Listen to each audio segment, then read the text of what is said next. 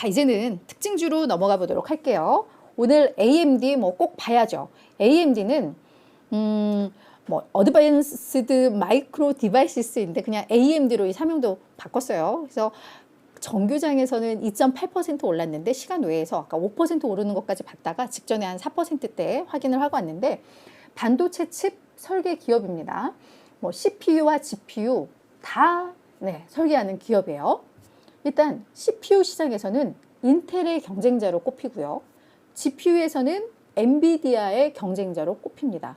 AMD 정말 꽤 괜찮은 회사인데 이 GPU 쪽에서는 엔비디아가 좀 승기를 잡으면서 뭔가 좀 소외되는 느낌이 없잖아 있었는데 자, 이제 좀 보자고요. 뭔가 장 마감 후에 실적 공개하고 나서 주가 오르는 거 보니까 그래도 우리가 희망이 있나 보다 라는 생각이 좀 들죠.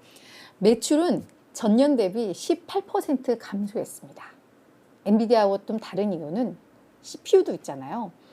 근데 지금 PC 수요가 안 좋잖아요. PC 수요와 CPU 요 판매는 너무 밀접한 관계가 있기 때문에 이번 실적이 안 좋을 거란 예상은 있었어요. 그래서 월가에서도 지금 우리가 정말 궁금한 건 이 투자자들이 당장 이번 실적이 부진한 거에 주목할 것이냐 아니면 AI 반도체 칩에 대한 어떤 장밋빛 전망에 환호할 것이냐 이게 정말 궁금하다라고 월가에서도 많이 분석을 했는데 후자입니다. 실적은 별로였고 예상했던 대로 별로였고 근데 이거에 대해서 시장에서는 크게 우려하지 않았고 오히려 AI에 대한 기대감에 이렇게 반응을 하고 있는 건데요. 자, 매출 전년 대비 18% 감소했고 예상보다는 그래도 조금 잘 나왔습니다. 다만 이게 두 개 분기 연속 전년 대비 역성장한 매출이라는 거 이거는 좀 아셔야 될 것 같고 근데 다 예측됐던 바입니다. 특히 봤더니 데이터 센터 매출이 약 11% 감소를 한 반면이 아니네요. 감소를 했고 고객 PC 사업 매출은 무려 거의 반토막 났습니다. 54% 급감했습니다. PC 수요가 부진한 데 따른 결과라고 보시면 될 것 같아요. 조정 EPS는 0.58달러 기록을 하면서 예상치 조금 웃돌았습니다. 실적 자체가 그냥 절대적인 실적이 좋지는 않았습니다만 그래도 예상을 웃돌았다라는 거 그리고 이제 시장에서 주목하는 거 GPU 칩으로 잘 알려진 MI300 요 가속기 4분기 중에 이제 출시할 것이다 라고 이야기를 했고요. 회사 측에서 이 데이터 센터 AI 가속기 칩 시장이 현재는 300억 달러인데 이게 2027년에는 1,500억 달러로 높아질 것이고 우리도 거기에서 꽤 큰 점유율을 차지할 수 있다라는 그런 자신감 그리고 이 지금 PC 사업 부문이 너무너무 저조한데 마이크로소프트나 이런 주요 고객들 있잖아요. 그래서 이런 AI 칩이 그쪽으로 많이 잘 장착이 되고 있고 그리고 소프트웨어가 AI가 접목된 소프트웨어들이 나오면 이게 PC 수요로도 이어질 수 있기 때문에 우리도 이 PC 부문도 뭔가 이제는 바닥을 찍었다라는 그런 기대감 이런 가능성 이런 것들을 또 언급을 했어요. 그래서 그런 부분들이 일단 주가에는 긍정적으로 반영을 했다라고 이해를 하시면 될 것 같습니다. 자, 두 번째는 앞서서도 이야기했던 캐터필러입니다. 오늘 9% 가까운 급등세 기록하면서 사상 최고가 돌파를 했습니다.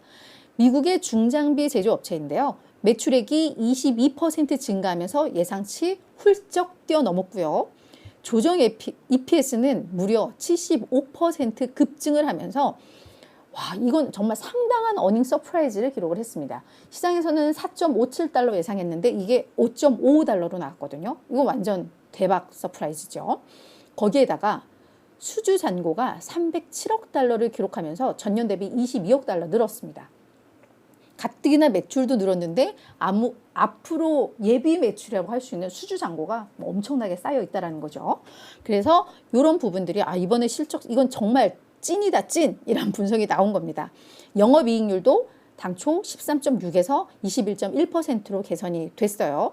회사 측에서는 장비 가격의 상승 추세 반면 비용은 약간 좀 비용 부담은 완화되면서 이제 마진이 크게 개선이 됐는데 하반기에는 이 마진 증가세가 좀 완화될 수는 있다라고 했는데 이런 거는 시장에서는 그럴 수 있어라고 이해를 했고요. 이렇게 실적이 좋았던 것은 정부 인프라 투자 확대 그리고 비주거용 건설 부분이 계속해서 성장을 하면서 실적이 좋았고 앞으로도 좀 자신 있다. 약간 이런 개념의 언급이 나왔습니다. 그러면서 주가가 폭발을 했다. 이렇게 이해를 하시면 될 것 같고요. 자, 세 번째는 우버입니다. 우버는 오늘 한 5.7% 주가가 내렸거든요. 승차 공유와 음식 배달 서비스 플랫폼 운영 기업이죠. 오늘 실적을 공개했는데 사실 전반적인 그 항목들 성과 분석을 보면 사실은 나쁘지 않았어요. 근데 시장에서는 이상하게 이 매출에 더 많이 좀 꽂혔거든요. 지금 하나하나 볼게요. 매출이 전년 대비 14% 증가하면서 92억 달러 정도 기록을 했습니다. 시장에서는 93억 달러 예상을 했었으니까 예상을 밑돌았어요. 게다가 이 14%라는 전년 대비 매출 성장률은 2021년 1분기 이후 최저 성장률로 기록이 됐습니다. 집계가 됐습니다. 그러니까 시장에서는 우버는 성장 기업인데 성장 모멘텀이 약화되고 있다는 데 대해서 상당한 우려의 목소리가 좀 나왔습니다. 그래서 주가가 하락을 한 건데요. 다만 다른 실적들은 다 좋았어요. 주당 순이익 전년도 1.33달러 적자에서 이번에 0.18달러 18센트로 흑자 전환에 성공을 했습니다. 시장에서는 조금이지만 1센트 적자 가능성 예상을 했는데 정말 어닝 서프라이즈였어요. 그죠? 그리고 조정 에비타 그러니까 삼각전 이익도 9.16달러 기록하면서 전년 대비 152% 폭증을 했습니다. 총 예약금 336억 달러로 모빌리티에서는 167억, 배송에서는 156억 각각 기록을 하면서 전년 대비 이것도 16%나 증가를 했습니다. 모빌리티 배송 부분 다 좋았는데 그 화물 운송 부분만 조금 역성장을 한 것으로 좀 나오기는 했어요. 그 이유는 앞서서도 이야기했지만 소비자들의 지출 행태가 이제 제품에서 서비스로 가면서 이런 화물 운송 이쪽은 다소 좀 부진하게 나온 것으로 보입니다. 하지만 총괄적으로 보면 괜찮았죠. 그리고 월간 활성 플랫폼 사용자 수도 12% 늘었고 활성 운전자 수 이런 특히 승차 공유 업체한테는 이런 운전자 확보가 요즘 되게 중요한 경쟁 요소였는데 운전자 수도 33%나 증가를 했습니다. 여기까지 괜찮죠. 게다가 이번에 또 되게 중요한 성과가 있었던 게 10억 달러 이상의 잉여 현금 흐름을 창출을 했고요. 우버가 저도 이번에 처음 알았어요. 첫 영업이익 흑자 달성을 했다고 합니다. 이번 실적 시즌에 있어서 정말 하이라이트는 이 두 개야라고 언급을 했어요. 그래서 아마 우리가 이제는 매 분기 흑자 낼 수 있을 것 같아라고도 언급하고 했는데 일단 시장에서는 성장주가 성장 모멘텀이 약화되면 글쎄 이 부분에 주목했다라는 거 좀 참고로 하시면 좋을 것 같습니다. 자, 마지막은 코인베이스입니다. 코인베이스 오늘 4.5% 하락을 했는데요. 미국 최대 암호화폐 거래소죠. 코인베이스는 요즘 이슈가 너무너무 많아가지고 준비를 해왔어요. 일단 맨해튼 법원에서 이 지난달 13일 날 리플하고 미국의 증권거래위원회하고 소송했는데 이게 약간 리플 쪽에 손을 들어주는 듯한 느낌이었잖아요. 그러니까 기관을 대상으로 판매하는 것은 이 암호화폐가 증권이 맞지만 리플이 증권이 맞지만 일반 대중을 대상으로 판매하는 것은 증권이 아니야라는 판단이 맨해튼 법원에서 지난달 13일 날 나왔어요. 그러면서 뭔가 이게 딱 떨어지는 건 아니라 뭔가 복잡하기는 하지만 그래도 암호화폐 시장에는 그래도 기대할 만한 판단이었다라는 결과가 나왔는데 이걸 뒤집은 거예요. 똑같은 맨해튼 법원에서 판사만 다르죠.